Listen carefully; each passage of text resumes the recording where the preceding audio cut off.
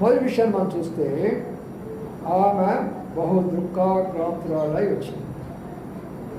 ఎలాగొచ్చి చెప్పండి?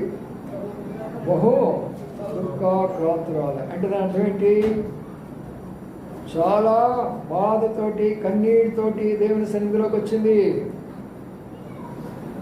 ఇది బాగా గుర్తుంచుకోండి. ఇది మొదటి విషయం.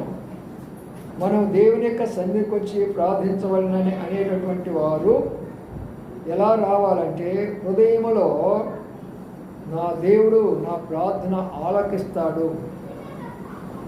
శనివారం ప్రార్థన కూడి కదా పోవాలి నేను, బైబిల్ స్టడీ కదా పోవాలి నేను. ఇది అన్ని సంఘాల్లో ఉన్నటువంటి సత్యాలు ఇవన్నీ.